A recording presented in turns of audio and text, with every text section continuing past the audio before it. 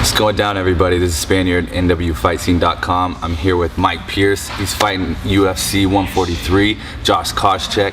He called him out. He got the fight. Pierce, talk to me. Obviously, training's done. You're flying out soon. You got the fight you wanted. Talk about the fight. Yeah, I asked for it and got it. When GSP got hurt and he was out, there was some shuffling in the card. Then Condit and Diaz are fighting, and that left Josh Koscheck without a fight. And I saw it as an opportunity and asked for it. Called into a MMA radio show and asked for it, and then I finally got the fight. But like I said, I think this is a good opportunity for myself. I think this is a good opportunity for everyone that hates Josh Koscheck, which seems to be a lot of people, to watch him get his ass kicked. Now, you said you wanted to be his personal Dan Henderson. Talk about that. I want to give the fans what they want to see. I think the fans want to see him get his ass knocked out and have him shut up a little bit. Now, do you not like him personally, or is this a beef against him, or what is it? I don't know. I mean, in the beginning when I first started getting into MMA, everyone watched The Ultimate Fighter 1. He was one of those guys on there, and I've always been partial to wrestlers. That's my background. That's his background.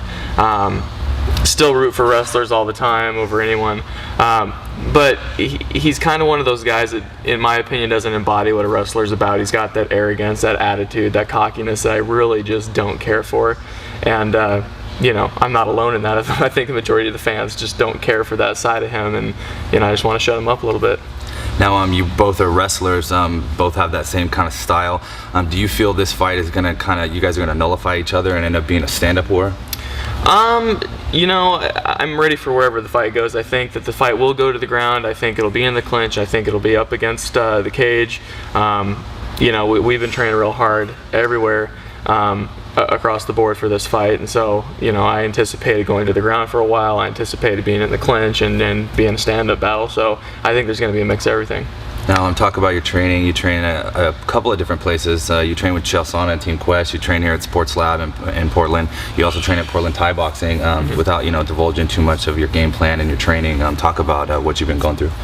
Well, kind of like I said, we've just been training a little bit of everything. But we also added our new boxing coach, Andy Minsker, who was a boxing coach of mine previously. Really been working on the head movement and getting out of the way of punches and making guys pay. Robert Fallis, another guy that we've added, he's been around since the beginning, helped guys like Randy Couture and Dan and Matt Lindland. So, the things he's brought to the table have really kind of improved, my ground game and just my overall MMA,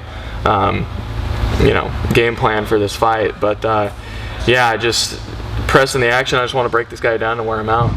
Now, you said kind of when you called him out that you felt he kind of not ducked you but wiggled out so much in the John Fitch thing. Does that kind of fuel you in here and get you kind of going when you train? Yeah, I see this as a fight that wasn't really desirable for him. I don't think he wanted to fight a guy like me. I don't think that I'm an easy fight for anyone, but I don't really have that name value of like a Matt Hughes or some of these other guys that he would really love to use as a stepping stone to try and get beat up by GSP again. So I think he has everything to lose and I have everything to gain. Awesome. Now, one last thing, a lot of people are talking about it, kind of was a thing in the past, but there was a lot of things going on between former training partner with you and Rick Story and Pat White and whatnot. People talk about that. Would that ever happen if that was a thing with you and Story? Would you ever take that fight? And if so, would you take the fight? Yeah, I would take the fight. Is it a fight that I really care to have right now in my career? No, I don't really care. People keep thinking that I had a beef with Ricky, and I never did. I just... More so Pat White. Yeah, I didn't agree with a lot of things that were going on up there, and, I don't need to get into specifics, but, I made a decision to leave, and I did. So, to me, the topic's been dead for a while. Only recently, in the, not so distant past, did it get kind of brought up again, and I explained my position on it. But, yeah, if that happens, it happens, but, right now I got Josh Koscheck to think about, and that's the only guy I'm thinking about. So, stylistically, the fight with Koscheck, how do you see it going down this Saturday night? I see it going down with him moving backwards a lot of the fight, getting beat up, and, I want to see him drowned in the deep water. Awesome.